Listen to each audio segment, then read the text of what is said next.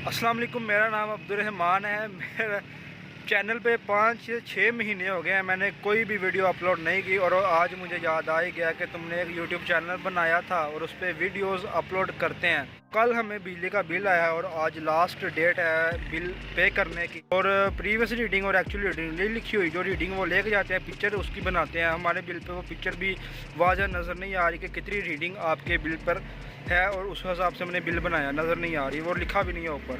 और 191 यूनिट्स का बिल बना के हमें दे दिया गया है और हमें यह भी पता नहीं है कि हमने कितने यूनिट इस्तेमाल किए हैं। अगर वहाँ पे प्रीवियस रीडिंग और एक्चुअल रीडिंग जो है वो लिखी होगी, करंट रीडिंग, तो अभी मैं वापटा के ऑफिस में आया हूँ। अंदर जाते हैं और उनसे कहते हैं कि ये जो हमारे बिल में मसला है उसको क्लियर करें। देखते हैं वो क्लियर करते हैं कि नहीं। और हमारे गरीबों वाले मसले, पिछले महीने का बिल हमारा पे नहीं हो पाया, वो बहुत कम था, 600 और कुछ रुपए थे।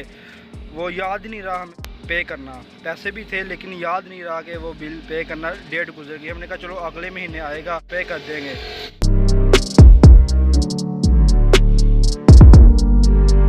इस महीने का बिल है 3654। आज को ये हमने पे करना, 119 यूनिट का बिल बना के उन्होंने हमें भेजा हुआ है। जबकि इधर करंट रीडिंग और प्रीवियस रीडिंग नहीं लिखी हुई, आगे उन्होंने 119 यूनिट लिख के हमें बिल बना के दे दिया हुआ। तो ये 119 यूनिट कैसे यहाँ पे उन्होंने लिख दिए, जबकि ये हमारा पिछले महीने का बिल है। इधर करंट जो हमारे यूनिट्स है वो भी लिखे हुए हैं, प्रीवियस बिल लिखे हुए हैं, उस हिसाब से माइनस करके 30 यूनिट का बिल हमें आया था, ये 601 रुपया। और ये हमने पे नहीं किया, हमें याद नहीं रहा। अगर ये भी शामिल करके हमें बिल आए तो फिर भी उस हिसाब से हमें तकरीबन ज़्यादा से ज़्यादा भी अगर हम यूनिट इस्तेमाल करते तो 1200 या ज़्यादा से ज़्यादा 1500 बिल आ सकता था। ऐसा फील हो रहा है कि मेरा आज का सारा दिन इन बिलों के नाम हो जाना है और बिजली के नाम हो जाना है। मैं ऑफिस में आ गया हूँ, ये पीछे मेरे ग्रिड स्टेशन है और आगे ऑफिस है, वहाँ जाते हैं और देखते हैं ये हमारा मसला हल करते हैं कि नहीं, हमारी बात कोई सुनता है कि नहीं। लें जी, बिल जमा करवा के मैं घर आ गया हूँ। मेरे साथ हुआ क्या है कहानी सुनो। मैं ऑफिस में गया, उसको मैंने बिल दिखाया, उसने देखते ही कह दिया कि आपका भाई मीटर ख़राब हो गया। तो मैंने उनको कहा कि यार ये आपने 119 यूनिट का बिल कैसे बना के दे दिया, अगर मीटर ख़राब है तो 119 यूनिट कैसे। उसने बताया कि आपके पूरे साल यूजेज है उसके हिसाब से उसने उसकी एवरेज निकाली और आपको उसने बिल बना के दे दिया। अब ये अमाउंट आपको पे करनी ही होगी। अगर आप इसको जाके पे करते हो तो फिर वो आपके पास आएंगे, आपका मीटर चेंज कर देंगे। सर्दियों में बिजली बहुत कम इस्तेमाल होती है, इसलिए हमारा पिछले महीने में 600 रुपया बिल आया था, हमने वो पे नहीं किया।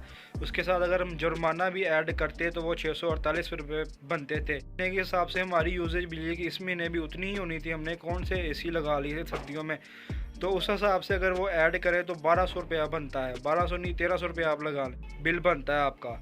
अगर ज़्यादा से ज़्यादा भी करें तो 1500 रुपया बिल आपका आ जाता है, अगर असूलन बात करें तो। लेकिन हमें वो पे करने पड़े हैं तकरीबन 3650 रुपया। कंपनी को कहीं नुकसान ना हो जाए, ज़्यादा से ज़्यादा वो जितना बिल बना सकते थे उन्होंने बना के हमें दे दिया और हमने पे भी कर दिया। गरीब बंदा और क्या कर सकता है। छोड़े, बिल जो आ गया था वो हमने पे कर दिया। और ये हमारा भूसा आलमोस्ट ख़त्म हो गया है। ये कमरा पहले भरा हुआ था जब हमने भूसा ख़रीदा था, तो फिर भी मैंने व्लॉग बनाया था।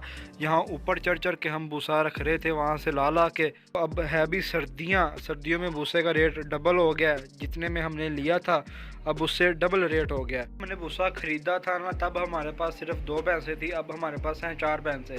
तो ये इस्तेमाल भी अब ज़्यादा हो रहा है। अगर 2 भैंसें होती तो फिर उनसे मेरे ख्याल से ये ख़त्म ना होता जितना हमने स्टोर कर लिया था। अब ये बहुत तेज़ी से ख़त्म हो रहा है। हमें शायद भूसा बाहर से ख़रीदना पड़े और उसकी क्वालिटी भी जो है ना वो लो होगी। इस जैसा भूसा हमें नहीं मिलेगा मार्केट से, पुराना हो गया होगा उनके पास से। गंदा भूसा, पानी वाला, मिट्टी वाला, उसके अंदर मिट्टी बहुत ज़्यादा होगी, तो वो मजबूरन हमें डालना पड़ेगा और मिलेगा भी वो हमें महंगा।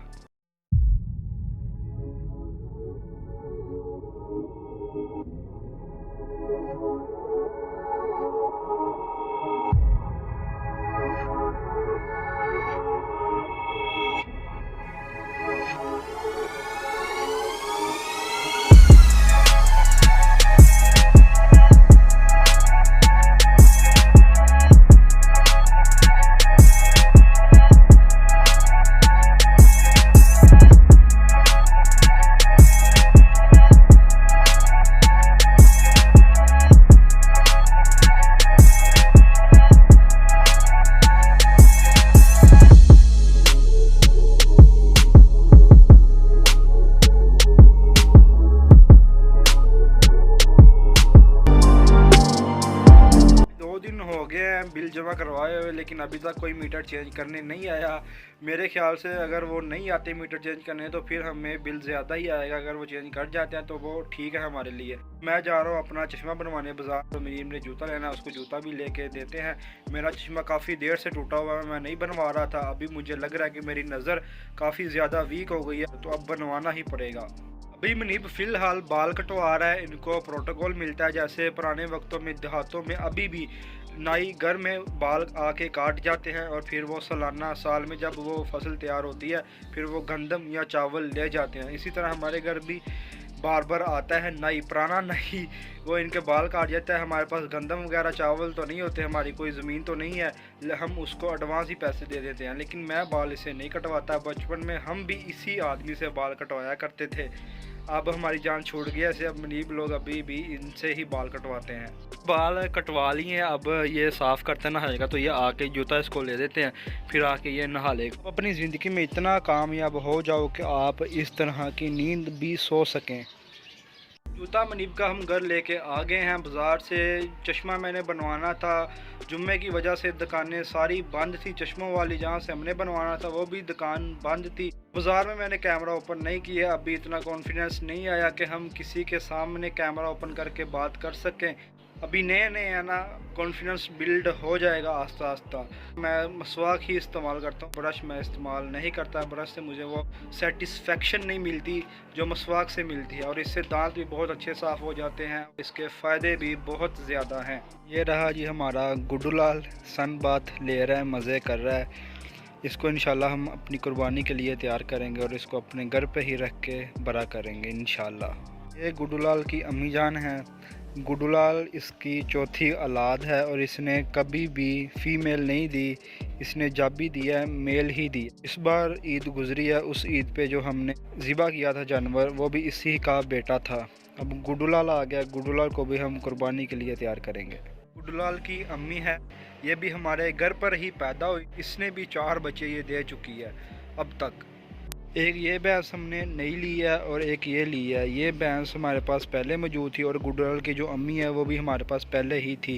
ये 2 भैंसें हमने अब ली हैं। ये जो भैंस है ये भी हमारे घर पर ही पैदा हुई थी। जब ये बड़ी होगी तब हम इसको ले आए, आधी कीमत इसकी दे के। जिसको हमने दी थी ना उसने इसको बड़ा किया, जब ये बच्चा देने वाली थी तब हम इसको ले आए। इसकी मार्केट की वैल्यू है जो, उससे आधी कीमत हम उसको दे आए और ये हम ले आए। ये हमने नई ली है भैंस बाहर से। अल्हम्दुलिल्लाह अब हमारे पास 4 भैंसें हैं, जिनमें से 3 ने डिलीवर किया हुआ है। 3 के बच्चे हैं छोटे छोटे अभी, जिसमें से गुड्डू लाल की माँ और जो 2 भैंसें हमने नहीं ली, दोनों ने बच्चा दिया हुआ है। और जो तीसरी भैंस है हमारे पास उसने अभी डिलीवर करना है, वो गर्मियों में डिलीवर करेगी। हमने 2 नई भैंसें ली हैं, ये वाले उनके बच्चे हैं और ये दोनों फीमेल्स हैं।